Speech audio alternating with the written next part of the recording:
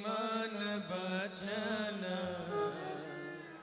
करम रघुनायक मुनि मन बचन करम रघुनायक चरण कमल बंदउ सफलायक शरण कमल बंदउ सफलायक राजीव नयन धरे धनुषायक राजीव नयन हरे धनुषायक भगत विपत्ति जन सुखदायक भगत विपत्ति जन सुखदायक जनक सुता जगे जननी जानकी जनक सुता जग जननी जानकी अतिशय प्रिय करो निधान की अतिशय प्रिय करो निधान की ताके जुग पद कमल मनाओ ताके जुग पद कमल मनाओ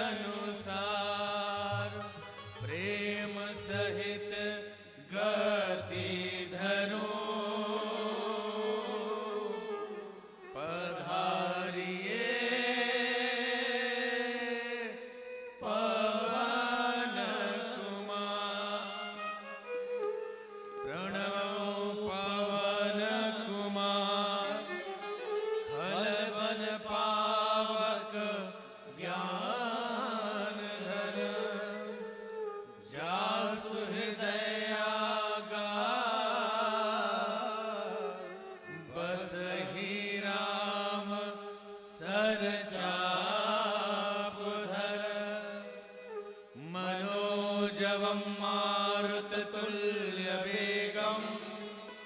जितेन्द्रियं बोधिमतां वरिष्ठं वातात्मजं वानरयूथमुख्यं श्रीरामं शरणं प्रपदे।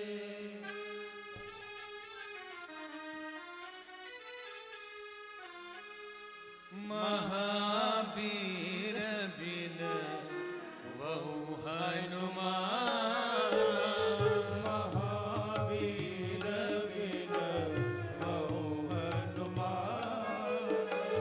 राम जासु जस आप बखाना राम जासु जैसे आप पखाना।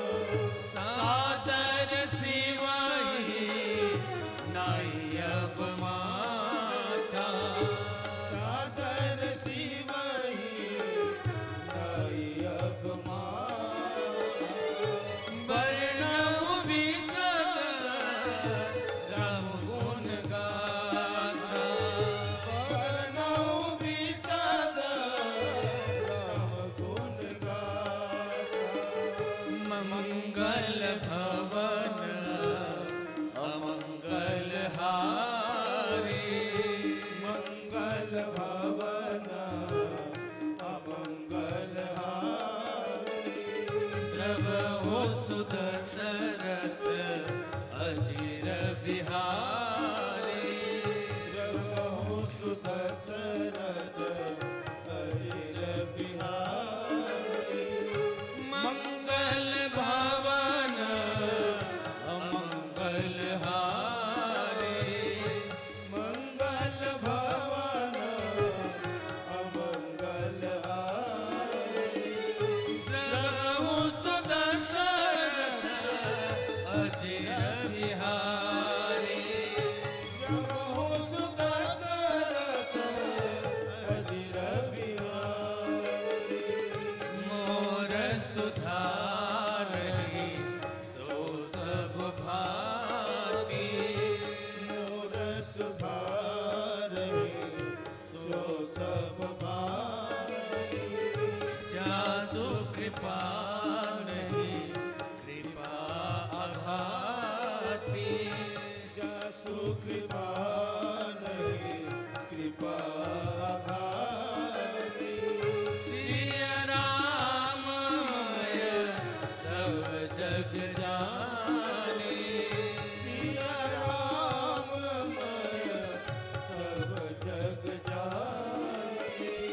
करहु प्रणाम जुग जुग पानी करहु प्रणाम जोरि जुग पानी।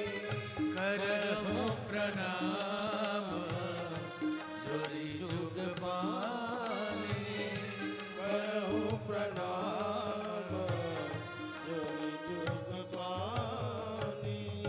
करहु प्रणाम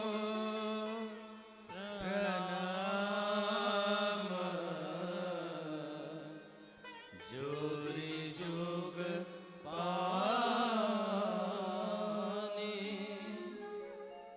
बोली श्यावर रामचंद्र भगवान की जय बोलो लखन लाल की जय उमापति महादेव की पवन सुत हनुमान की गोस्वामी जी महाराज की सदगुरुदेव भगवान की बोलिए तिरुवटीनाथ महाराज की बोलो भाई सब संतन की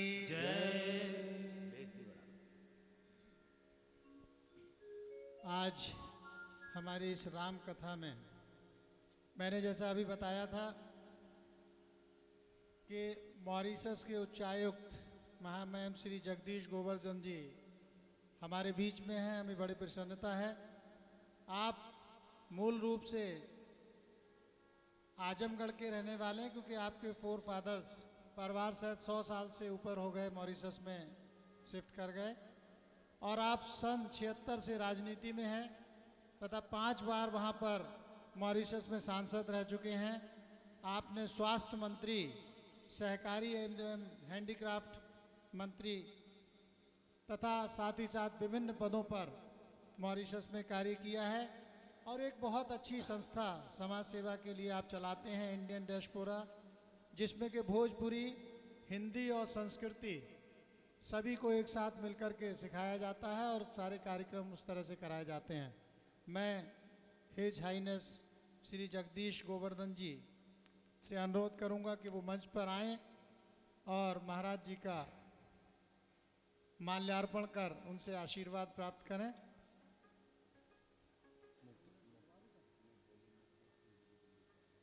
और उनके साथ में दिल्ली से बिल्डर मुकेश सिंह जी भी आए हैं, मैं उनको भी आमंत्रित कर रहा हूं, वो भी मंच पर आए और महाराज जी का माल्यार्पण कर स्वागत करें।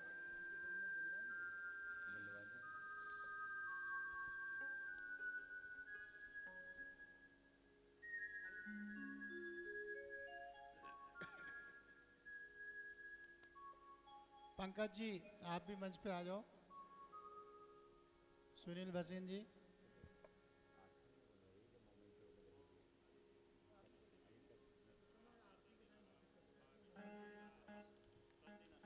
मैं 1 मिनट रुके रहे सर। मैं गिरधर जी से भी अनुरोध करूंगा कि महाराज जी को एक माला पहनाकर सम्मान करें।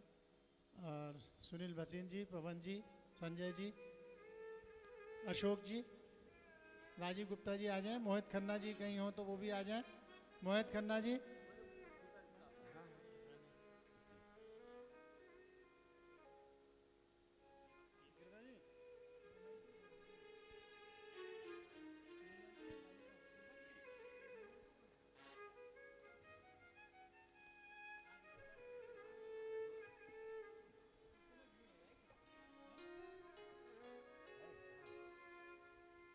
अब आप सभी लोग नीचे चलें। मैं हिज हाइनेस श्री जगदीश गोवर्धन जी से मोमेंटो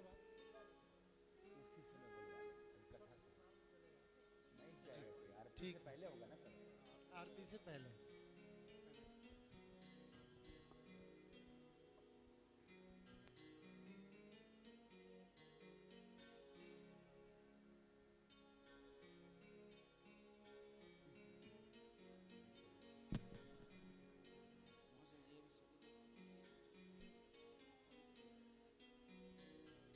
और अब मैं आप लोगों से अनुरोध करूंगा कि कृपया स्थान ग्रहण करें।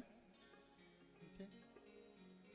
और अब श्री राम कथा का शुभारंभ होने जा रहा है। बहुत ही परम संत तपस्वी महामंडलेश्वर डॉक्टर उमाकांतानंद सरस्वती जी महाराज आपके बीच में हैं और अपने मुखार बिंदु से इस श्री राम कथा का गुणगान करने जा रहे हैं। हम सभी बहुत ही परम सौभाग्यशाली हैं कि इस कथा का आनंद प्राप्त करें।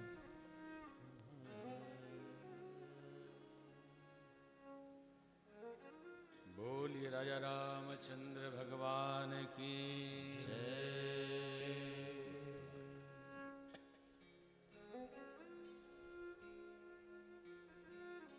आत्मीय बंधुओं, देवतुल्य भाइयों तथा शक्ति स्वरूपा माताएं बहनें, थोड़ा वॉल्यूम बढ़ाना।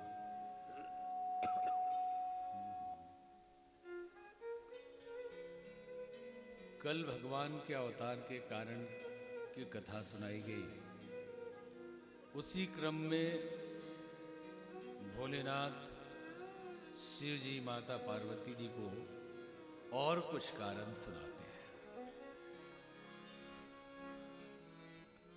स्वयंभू मनु हरु सतरूपा, स्वयंभू हरु सतरूपा,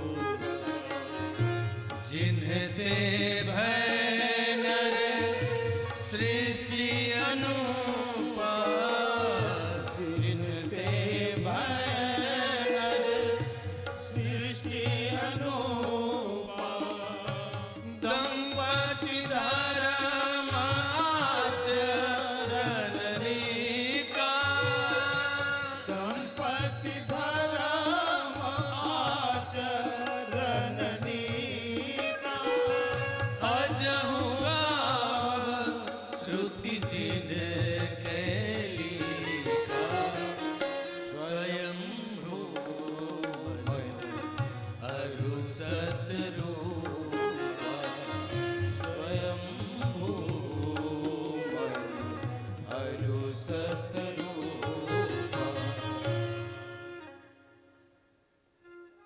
कई कारण बताए।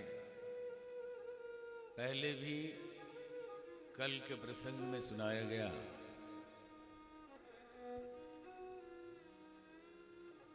द्वारपाल हरि के प्रिय दो, फिर नारद शाप दिन है कबारा।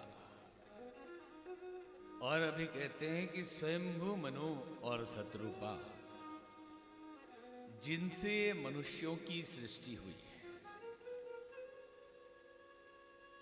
मानव योनि के आदि पुरुष माने जाते हैं। उनके राज्य में चहुओर खुशहाली थी, सारी प्रजा सुखी थी, चक्रवर्ती सम्राट थे, किसी के जीवन में कोई कष्ट नहीं था। सारी सुख शांति रहने के बावजूद भी एक दिन राजा के मन में ग्लानि हुई। होयिन विषय विराग भवन बसत भाचो, हृदय बहुत दुख लाग, जन्म गयमु हरि भगति बिन। होई न विषय विराग भवन बसत भा चौथा। विषय वासनाओं से वैराग नहीं हुआ। राज करते करते, भवन में रहते रहते चौथापन आ गया। मन में उनके ग्लानि होने लगी। सुर दुर्लभ मानव योनि मैंने पाया और इसे ऐसे ही गंवा दिया। मनु जी के मन में कम से कम ये ग्लानि तो हुई। कितने लोग हैं जो चौथापन आने पर भक्ति भजन न कर पाए, इसके लिए ग्लानि कर पाते हैं। बहुत प्रेरित करने पे भी मन भजन में लगता नहीं।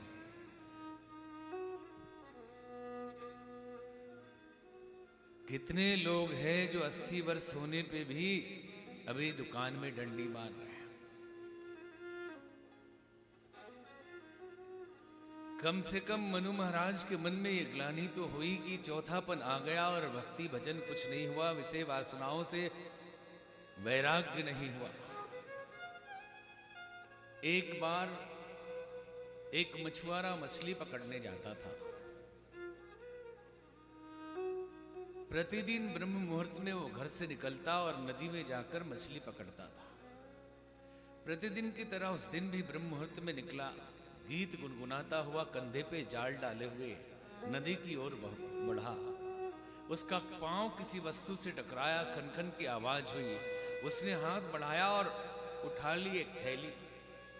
उसे लगा शायद कंकड़ पत्थर बच्चों ने डाल के फेंक दिया है।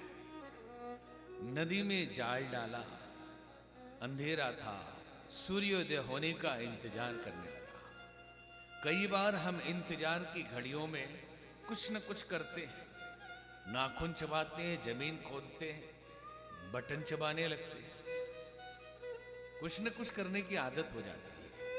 वो मछुआरा भी, वो थैली उसके हाथ में थी, एक कंकड़ निकाले पानी में फेंके, एक निकाले फिर पानी में फेंके। धीरे धीरे पूरी थैली खाली हो गई। एक आखिरी कंकड़ बचा था और जैसे ही उस आखिरी कंकड़ को उसने फेंका, सूर्योदय हो चुका था। सूर्य की किरणें जैसे ही उस कंकड़ पे पड़ी, कंकड़ चमक उठा। देख के मछुआरा फूट फूट कर रोने लगा कि जिसे हमने कंकड़ पत्थर समझा था, ये तो हीरे थे। वो थोड़ी सी मछलियों के लिए इंतजार कर रहा था कि मछलियां इकट्ठी करूंगा, बाजार में बेचूंगा, अमीर हो जाऊंगा, मेरे पास भी बड़ा मकान होगा, नौकर चाकर होंगे। लेकिन थोड़े से संपदाओं के प्रलोभन में, उसके इंतजाम में, उसके इंतजार में जो हाथ में आई हुई असीम संपदा थी, वो खो दी। मनुष्य जीवन का हर क्षण एक हीरे की तरह अमोल है।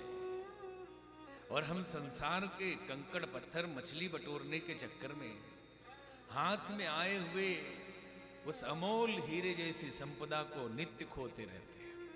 हर क्षण हर पल एक हीरा जा रहा है।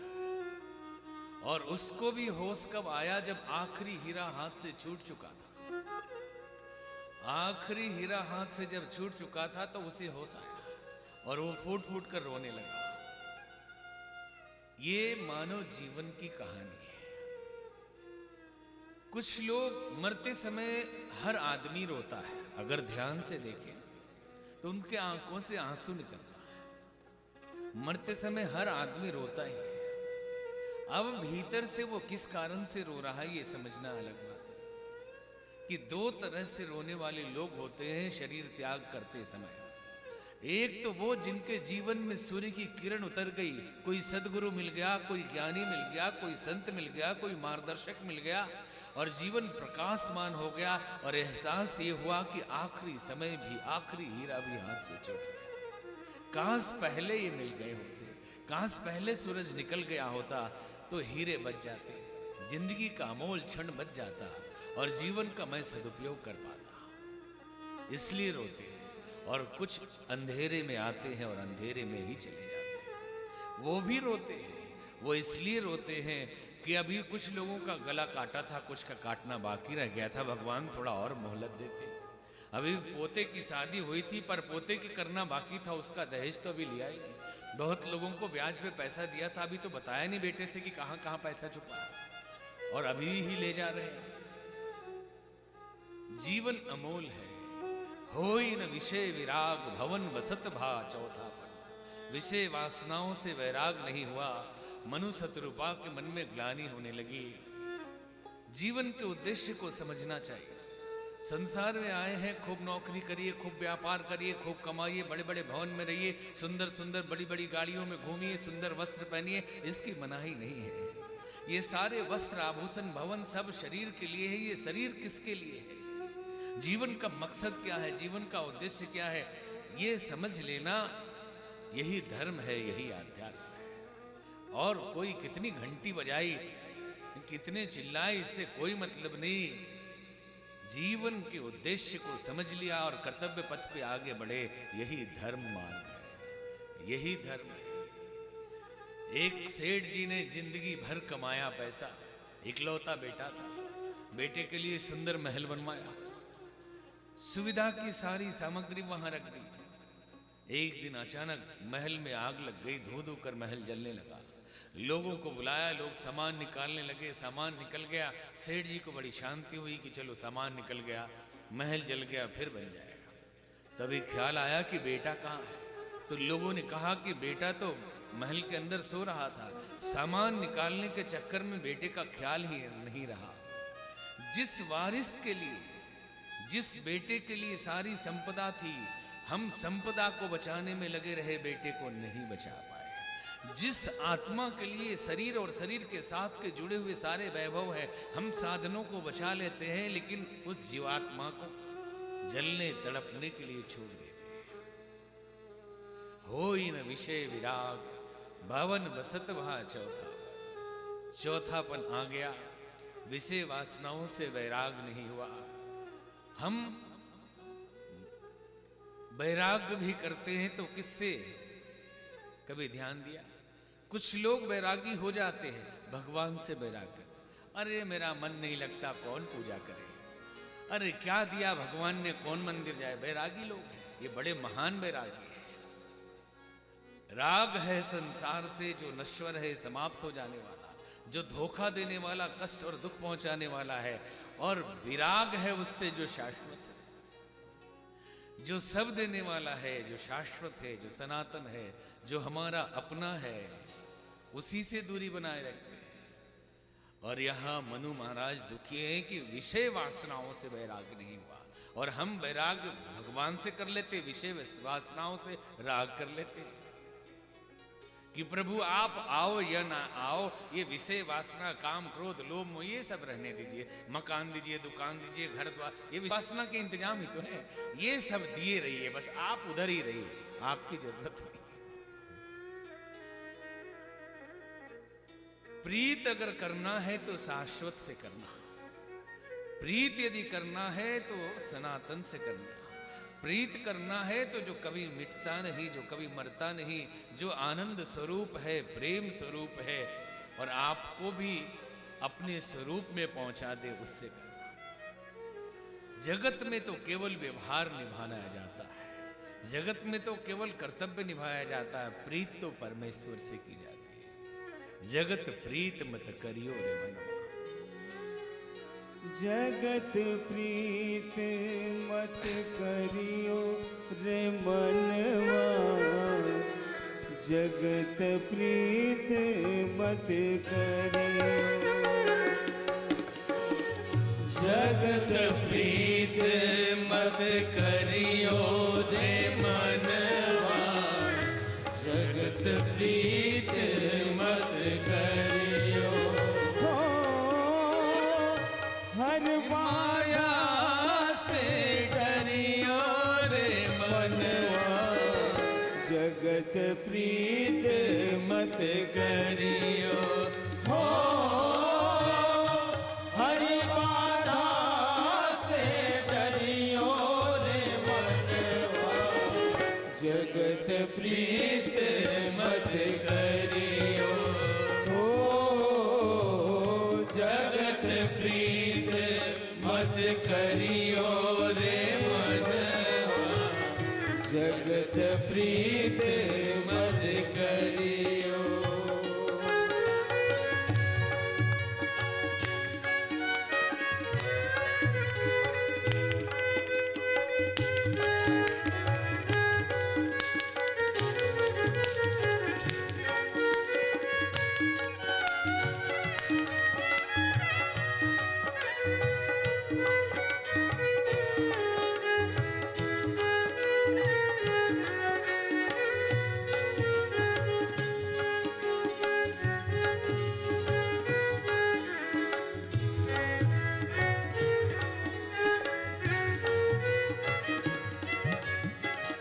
ये जग तो माया की छाया, ये जग तो माया की छाया, झूठी माया झूठी काया, झूठी माया झूठी काया, यूं पीछे मत पड़ियो रे मनवा, जगत प्रीत मत करियो।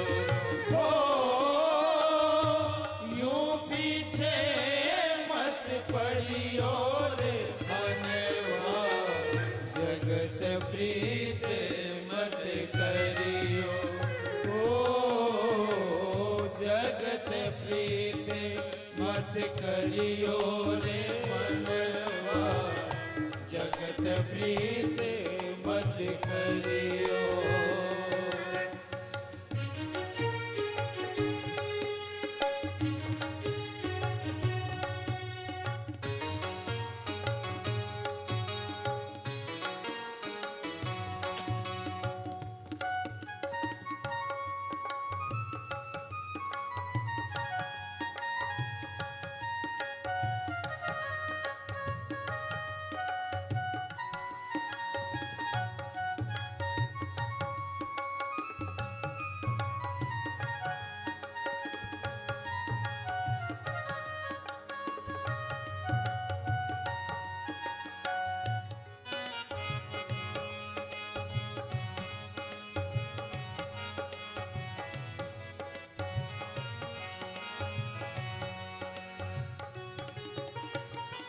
ये जग तो माटी का खिलौना, ये जग तो माटी का खिलौना, इसके पीछे तू मत खोना, इसके पीछे तू मत खोना, गुरु चरण धरियो रे मनवा, जगत जगत प्रीत मत करियो हो गुरु चरण चित धरियो रे मनवा जगत प्रीत मत करियो हो जगत प्रीत मत करियो रे मनवा जगत प्रीत मत करियो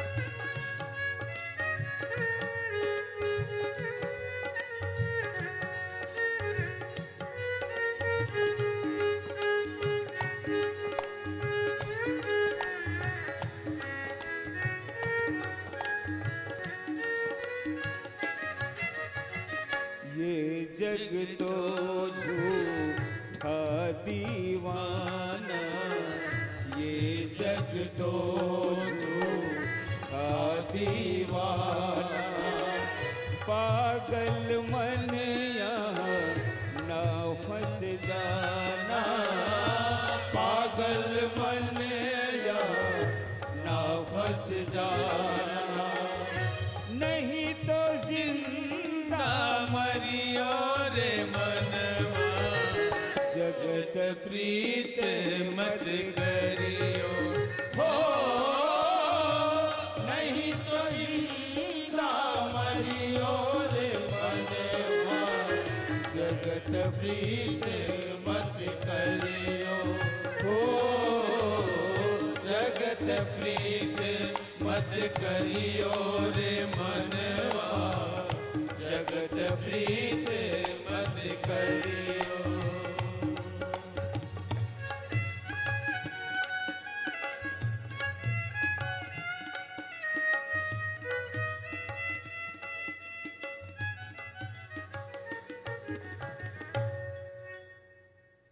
जगत प्रीत मत करियो रे मनवा जगत प्रीत मत करियो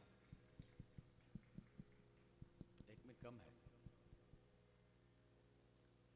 होई न विषय विराग भवन वसत भा चौथा बन मन में ग्लानि हुई मनु महाराज के शत्रुपा जी की दोनों ने गृह त्याग करने का विचार किया हमारी संस्कृति में 4 आश्रमों की परंपरा रही 100 वर्ष तक जिएंगे ऐसा अनुमान रहता जीवेम शरदः सतम और कैसा जिए तो सुनते हुए 100 साल तक कान खराब न हो पश्याम शरदः सतम और 100 वर्ष तक आंखें देखती रहे श्रृणुयाम शरदः सतम और पश्याम शरदः 25 वर्ष ब्रह्मचर्य 25 से 50 वर्ष गृहस्थ 50 से 75 वर्ष वानप्रस्थ और 75 से 100 तक संन्यास मनु महाराज ने संन्यास लेने का निर्णय लिया बेटे बहुत समझाते रहे पूजा पाठ करना है भजन करना है तो पिताश्री यही मंदिर बनवा लेते हैं जंगल जाने की क्या जरूरत है सब सुविधा यहीं रहेगी भगवान का भजन करिए उन्होंने कहा नहीं हर कार्य के लिए वातावरण की आवश्यकता होती है घर में गृहस्थी का कार्य था वानप्रस्थ तो वन में ही होगा गृह का त्याग किया बच्चों को राज्य सौंप दी गोमती नदी के तीर पहुंचे ऋषि मुनियों ने राजऋषि जानकर स्वागत किया वलकल वस्त्र पहनाए और 12 अक्षर मंत्र का उपदेश दिया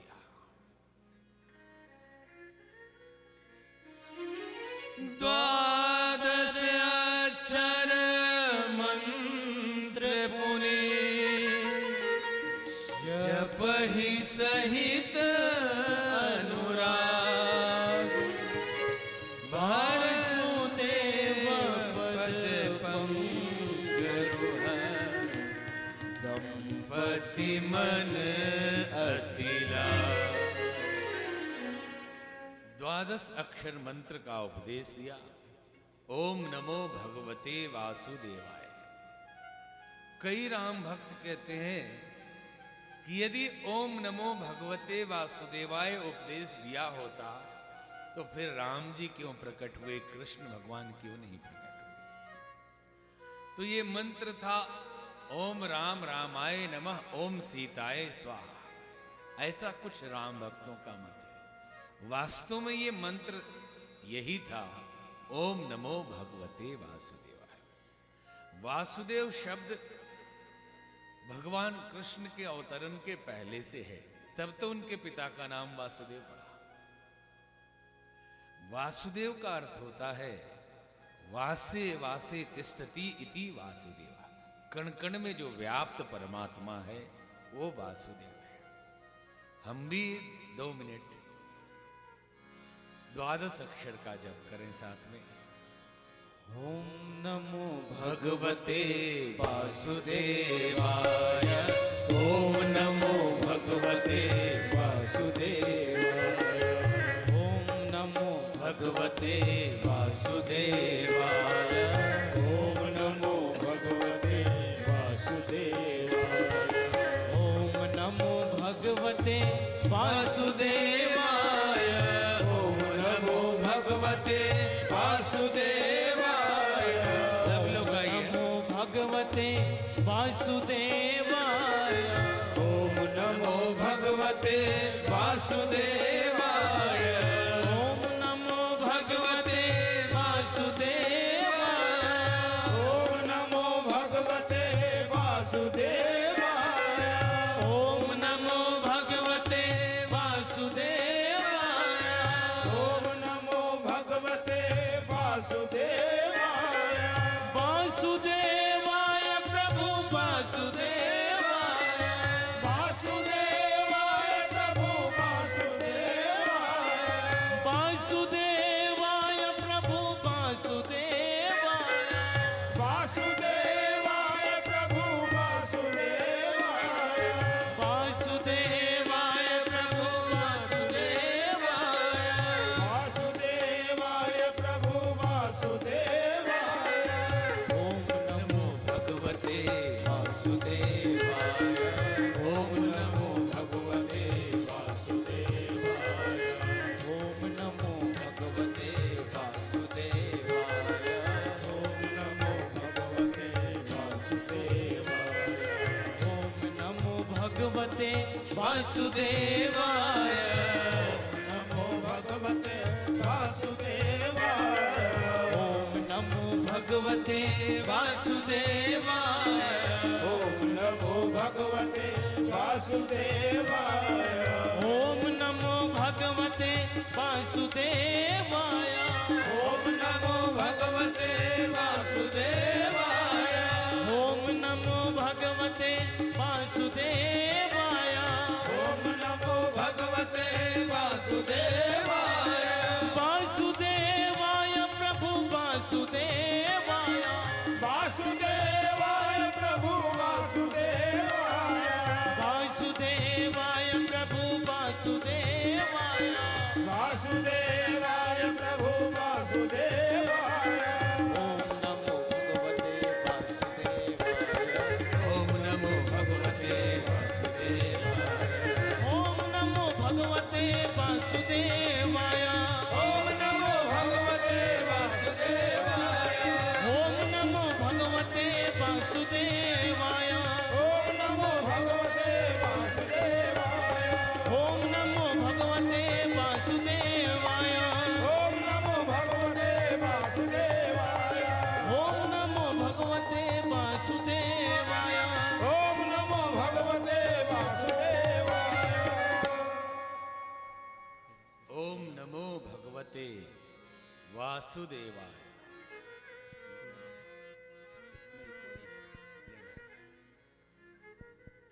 द्वादश अक्षर मंत्र का उपदेश ऋषि मुनियों ने दिया। मंत्र का उपदेश दिया। मंत्र किसे कहते हैं? मंत्र का अर्थ होता है मननात्रायते इति मंत्र, जिसके मनन करने से मुक्ति मिल जाए उसे मंत्र कहा जाता है। अथवा मननात्रायते इति मंत्र, जो मन से मुक्ति दिला दे उसे मंत्र कहा जाता है। और मंत्र का क्या करते हैं? मंत्र का जप करते हैं। जप का अर्थ क्या है? जकारो जन्म विच्छेद, पकारो पापनाश, जो जन्म जन्म के पापों का नाश कर दे उसे जप कहते हैं। मनु शत्रुपा जब वन में जा रहे थे तो मार्ग में जाते हुए ऐसे सुंदर सुशोभित हो रहे थे जिसका वर्णन गोस्वामी जी ने किया। कहा, पंथ जात सोहहि मति धीरा,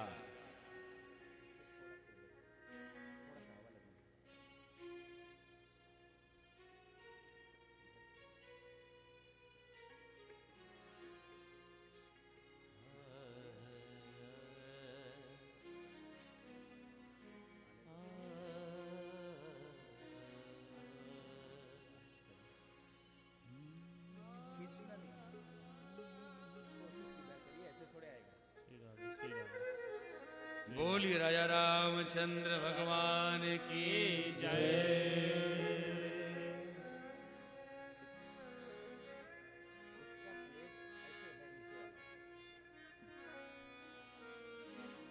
पंथ जात सोहई मति धीरा, ज्ञान भगति जिम्मे धरे सनेरा।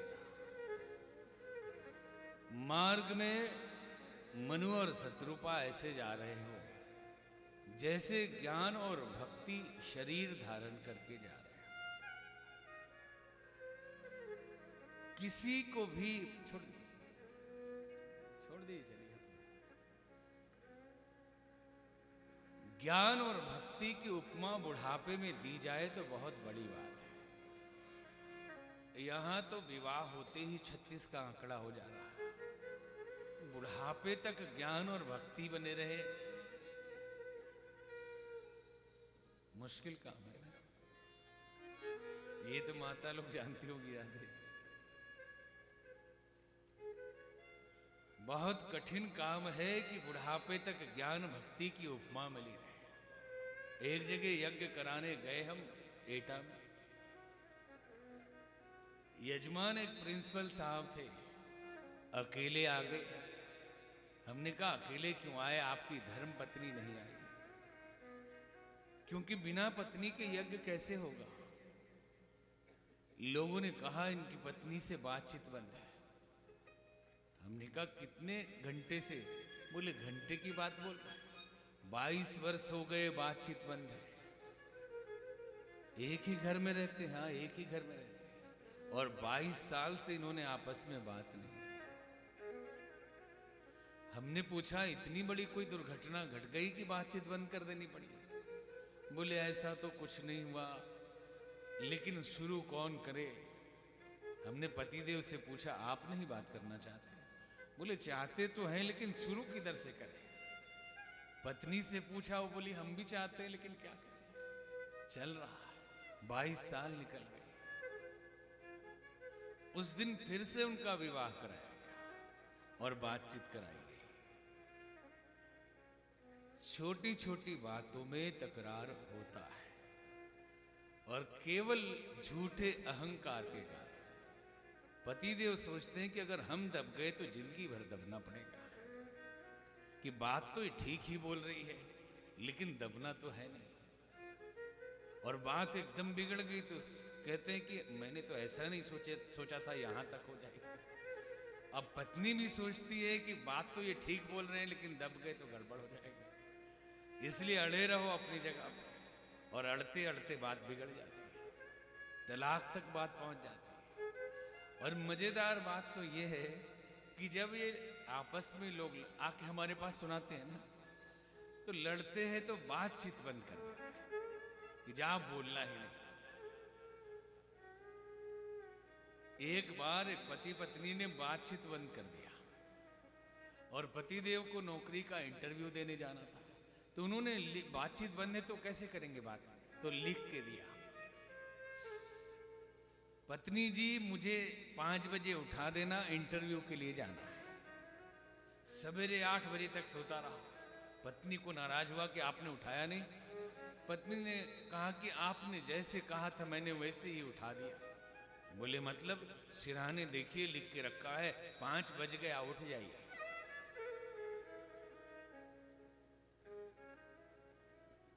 और बातचीत बंद हो तो घर का काम कैसे चले? एक गांव में हमने सुना तो वो लोग कैसे काम चलाते हैं घर में, तो बोले कि ना कोई से बोला चाली ना कोई से कोई। पत्नी कहती है सब्जी खरीद के ला दे कोई। अब पतिदेव कोई है, उठ के गए सब्जी खरीद के लाए, ला के रख दिया। बोले ना कोई से बोला चाली ना कोई से कोई, सब्जी आ गई है बना दे कोई। अब उन्होंने बना दिया, थाली परोस दी। बोले ना कोई से बोला चाली ना कोई से कोई, खाना बन गया है खा ले कोई। अब खा के थाली खिसका दी कि ना कोई से बोला चली ना कोई से कोई, खाना हो गया थाली धो दे कोई।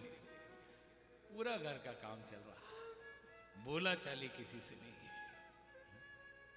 और ये लड़ाई किसी कारण से भी हो तो समझ में आती है बात।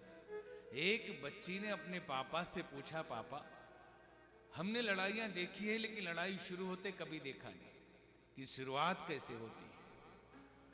तो पापा ने कहा बेटी मान लो अमेरिका भारत पे आक्रमण कर दे तो भारत भी तो जवाब देगा।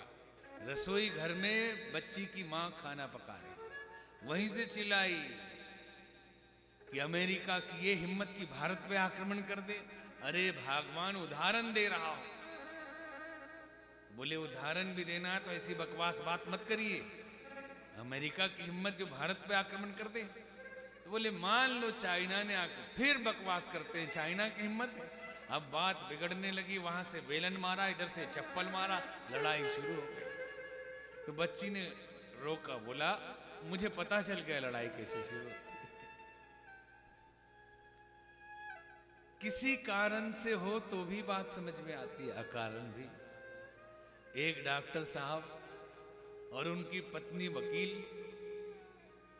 पत्नी बोले कि बच्चे को वकील बनाऊंगी और पति बोले बच्चे को डॉक्टर बनाऊंगा। झगड़ा बढ़ गया, जोर जोर से चिल्लाने लगे। डीडी पूरम में पूरी खबर पहुंच गई, सारे लोग इकट्ठा हो गए। पीपी सिंह जी की पड़ोस की बात है ये।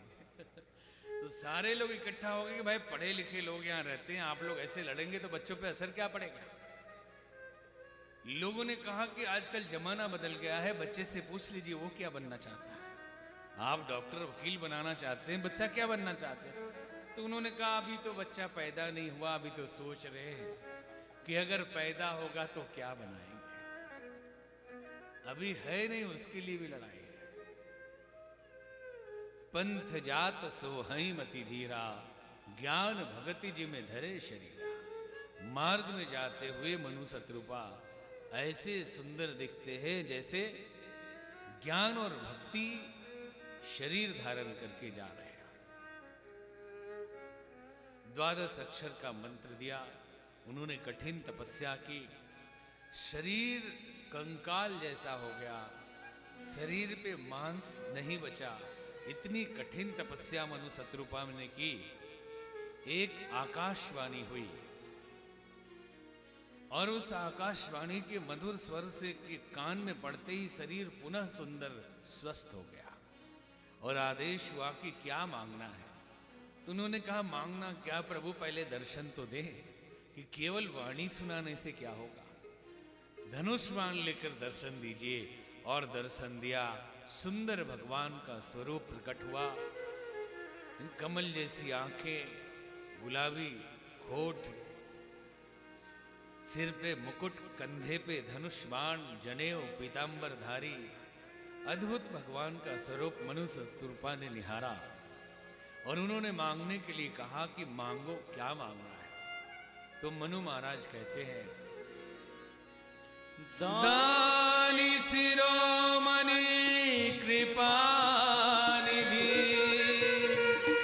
नाथ कहूँ सत्यभाव, चाहूँ तुम ही समान सुत, प्रभु सन कवन दुरा। हे दानियों में शिरोमणि, पूरे ब्रह्मांड में आप जैसा दानी कौन होगा, और आपसे दुराव क्या, आपसे छुपाव क्या। आपसे मन की बात कहता हूं, आप जैसा एक पुत्र चाहिए। देख प्रीति सुनी वचन अमोले, एव मस्तु करुणा निधि बोले। प्रीति भरी वाणी सुनकर भगवान मनु के प्रभु ने एव मस्तु तथास्तु कह दिया कि ऐसा ही होगा। और थोड़ी देर में भगवान चिंतित हो गए कि तीनों लोक में तो अकेले मैं ही विष्णु हूं, और मेरे जैसा दे दूंगा पुत्र, ये दूसरा कहां से लाऊं। तुरंत भगवान ने कहा, आप सरिस खोजऊं कहां जाई, अपने जैसा कहां खोजूं। तो अब क्या करूं, उपाय नहीं है। तो बोले, निरप तव तनय हो मैं आई, कि हे राजन मैं ही आपका पुत्र बन के आ जाऊंगा। और कहा, जो कछ रुचि तुम रे मन माही, सो सब दिन अब संशय नाही। जो तुम्हारे मन में लगा मांगा मैंने दे दिया, अब संशय मत करना। क्या मनु महाराज संशय कर रहे थे? नहीं कर रहे थे, लेकिन भगवान ही तो मनु के निर्माता हैं। उन्हें मालूम है कि ये मनुष्य जाति का पहला आदमी है, और आदमी की आदत में रहेगा कि वो झूठ बोले, शंका करे, अविश्वास करे। तो ये अभी से इसके अंदर गुण होगा, ये मेरे ऊपर भी अविश्वास करेगा। इसलिए कहते भरोसा रखना, जो मांगा मैंने दे दिया। संतों के पास भी लोग जाते, बाबा आशीर्वाद दे दीजिए। बोले, जाओ हो जाएगा तुम्हारा काम, मतलब पक्का हो जाएगा ना। बोले हाँ हो जाएगा। फिर जाते जाते, मतलब पक्का है ना, थोड़ा ख्याल रखिएगा। अरे भाई, एक बार बोले तब भी, और 10 बार बोले, वहां से ध्यान रखिएगा। तो भगवान के साथ कैसा करेगा आदमी? आदमी झूठ बोलने में माहिर होता है। भगवान ये जानते थे, क्या क्या तरीके ढूंढ लेता है। एक सत्यवादी जी थे, दूध के व्यापारी, झूठ नहीं बोलते, हमेशा सत्य बोलते हैं, ये प्रचार था। जज साहब को भी पता था कि ये कभी झूठ नहीं बोलते, लेकिन उनके दूध में बहुत पानी रहता था। लोगों ने शिकायत की, मुकदमा कोर्ट में पहुंचा, उनको पेश किया गया। उन्होंने गीता पे रख के कसम भी खा ली और कहा कि हुजूर, जिंदगी में मैंने कभी दूध में पानी नहीं मिलाया, और जब नापा गया तो उसमें बहुत पानी था। जज साहब ने कहा, आप इतना झूठ बोलेंगे, मुझे भरोसा नहीं था। तो उस आदमी ने कहा, हुजूर, जिंदगी में कभी झूठ मैंने बोला ही नहीं। बोले, ये क्या पानी? बोले, लोगों ने शिकायत की है कि मैं दूध में पानी मिलाता हूं, लेकिन मैं हमेशा पानी में दूध मिलाता हूं। शिकायत यह है कि दूध में मैं पानी मिलाता हूं। अरे यहां दूध तो कम होता है, पानी ही रहता है, उसी में थोड़ा सा दूध मिला देता हूं। तो मैं कभी झूठ नहीं बोलता। शिकायत दूसरी तरह की है। तो आदमी दिमाग लगा लेता है। एक मुकदमा पहुंचा कोर्ट में, गवाही ने कहा उम्र 35 साल है। 20 साल तक केस चलता रहा। जज ने फिर पूछवाया, गवाह की उम्र कितनी साल? उसने कहा, हुजूर 35 साल। बोले, 20 साल से देख रहा हूं, तू 55 साल का हो गया और अभी भी कहता है कि 35 साल। बोले, हुजूर, शरीर की उम्र बढ़ी होगी, लेकिन गवाही कैसे बदल दी? जो एक बार बयान दे दिया है, बयान कोर्ट में कैसे बदल दो? साल गुजर गए, शरीर की उम्र बढ़ गई, अच्छी बात है, लेकिन बयान बदलना तो अपराध है कोर्ट में। इसलिए जो बयान है वही है, 35 साल का हो। तरह तरह से आदमी बात बना लेता है, और बात बनाने में जो माहिर होते हैं उनको वकील कहते हैं। वकील साहब लोग बड़ी बात बनाते हैं। एक घटना याद आ गई इसी बात पे कि एक आदमी ने किसी का कत्ल किया, गलती से हो गई। बड़ा परेशान हुआ, फांसी की सजा होने की संभावना थी। एक वकील साहब को बुलाया बोले मुझे इस कत्ल के जुर्म से बचा लीजिए। बोले 10 लाख लगेगा। बोले दूंगा, मुझे बचा लीजिए आप इसमें से। बोले जो मैं बोलूं वही कहना। क्या कहना है? कोर्ट में जो भी पूछा जाए केवल कहना भें। जो पूछे उसमें कहना भें। तो गए कोर्ट में। बोले तुम्हारा नाम क्या है? बोला भें। पिता का नाम क्या है? उसने कहा भें। तुमने कत्ल किया है? भें। जब कत्ल हुआ तुम कहां थे? उसने कहा भें। जज ने कहा ये पागल है, इसको छोड़िए, कत्ल नहीं किया इसने। और बाहर मिठाई लेके वकील साहब आए और बोले 10 लाख लाओ। तो उसने कहा भें। वकील साहब को भी भें कर दिया। बोलिए राजा रामचंद्र भगवान की जय। यह इतिहास पुनीत अति उमहि कहीं वृष के भरद्वाज सुनु अपर राम जन्म कर। ये इतिहास शिव जी ने पार्वती जी को सुनाया। याज्ञवल्क्य ऋषि भरद्वाज जी से कहते हैं भरद्वाज, और कारण भगवान के अवतार का एकांत सुन लीजिए। एक प्राचीन कथा है। केकय प्रदेश में सत्यकेतु नाम के एक राजा रहते थे। उनके पुत्र का नाम प्रताप भानु था और दूसरे पुत्र का नाम अरिमर्दन और मंत्री का नाम धर्मरुचि था। राजा श्वेतकेतु के बाद प्रताप भानु को राज्य मिला और उनके राज्य में चहुओर खुशहाली छा गई। उन्होंने छोटे छोटे राज्यों को जीतकर चक्रवर्ती साम्राज्य स्थापित किया। समय गुजरने लगा। छोटे छोटे जिन राजाओं को जीता था वो दुश्मन बनके कहीं ना कहीं बैठे थे। एक दिन राजा प्रताप भानु शिकार के लिए निकले और जंगल में एक राजा ने घात लगाकर काल केतु नामक राक्षस को सुअर के वेश में भेज दिया और भटकाते भटकाते राजा प्रताप भानु को घने वन में ले गया। सारी सेना पीछे छूट गई। भूख प्यास से राजा व्याकुल थे और मार्ग भी भ्रमित हो गए। लग रहा था कि अब कैसे बचेंगे, प्यास लगी है, भूख लगी है, मार्ग लौटने का दिख नहीं रहा, कहीं आदमी नहीं दिखाई पड़ रहा। तभी उनको एक संत की कुटिया दिखाई पड़ी। राजा बड़े आनंदित हुए कि चलो भगवान की कृपा हो गई कि इस घने वन में, इस वीराने में, इस बिहड़ में एक संत की कुटिया तो मिल गई। गोस्वामी जी लिखते हैं कि तुलसी जैसी भवितव्यता तैसी मिलई सहाय। जैसी होनी हो वैसा ही सब कुछ होने लगता है। राजा प्रताप भानु के साथ दुर्घटना घटने वाली है तो ये संत मिल गए। निकट गए, जाके नमन वंदन की और उस संत ने नाम पूछा तो इन्होंने कहा मैं राजा प्रताप भानु का मंत्री हूं। और वो जो संत था कपटी मुनि था, संत नहीं था, एक राजा जो प्रताप भानु का दुश्मन था, वो साधु बन के वहां रह रहा था इनको मारने के चक्कर में। लंबी लंबी जटाएं, लंबा कद, उन्नत ललाट, सुंदर ऋषि मुनि जैसा दिखता। देख के राजा बहुत प्रभावित हुए कि गुरुदेव कितने सुंदर हैं, कितने बड़े तपस्वी हैं, वन में अकेले निवास करते हैं। गोस्वामी जी ने लिखा कि तुलसी देश देख ही सुवेख हो, भूल ही मूढ़ न चतुर न। सुंदर वेश को देखकर मूर्ख ही नहीं चतुर भी मोहित हो जाते हैं।